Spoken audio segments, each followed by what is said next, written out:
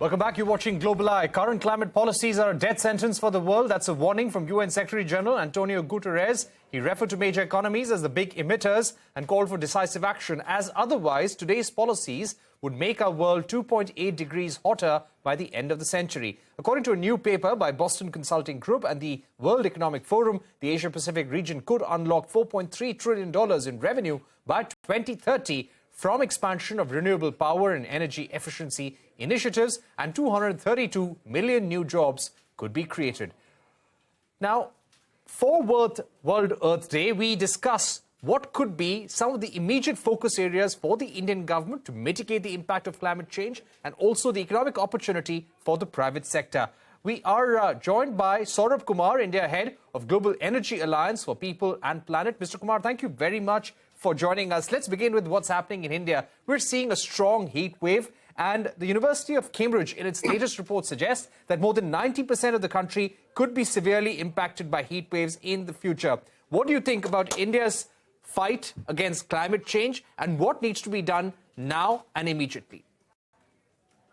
Thank you for inviting me. Yes, we have been seeing this inclement weather, whether it is the floods or the storms.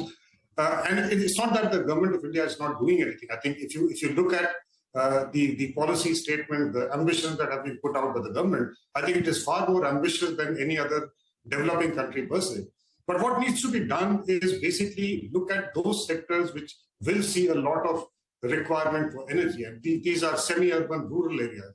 How can we shift the action there to renewables rather than on fossil fuels? So a large part of our effort to support the government will be on basically adopting energy efficiency and also decarbonization of the rural sustainable development, and that's where our current focus is. The second area that needs immediate attention in terms of climate action is transport, electrification of transport. While railways is on track for decarbonization by 2030. I think the public transit area, getting to e-buses, two-wheelers and three-wheelers, and also, more importantly, charging these vehicles using renewable energy are immediate steps that need to be taken. And I think every one of us in this area and also otherwise agree that this is a climate emergency and we have to act fast, we have to act at scale, and this is what our ambition as GR in India and also globally is.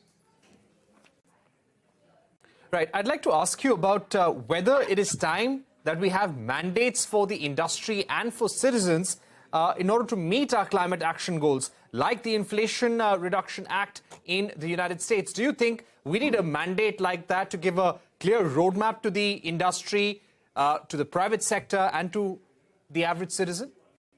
So, Parikshit, I think there needs to be a balance between them.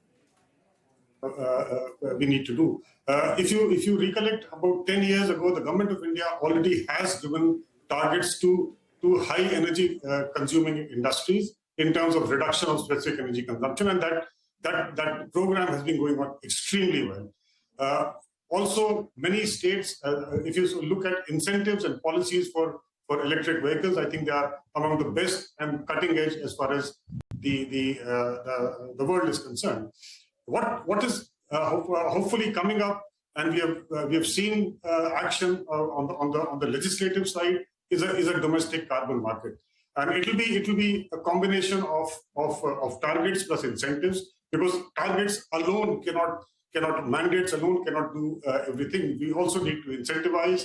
There is need to be a larger flow of climate finance into this area, and also necessary that we must have a low-cost, sustainable finance to make sure that people make the right choices. So I think these are three important steps that have already been taken, and we are well on course, at least in the industrial decarbonization space, to reduce energy consumption in a very big way.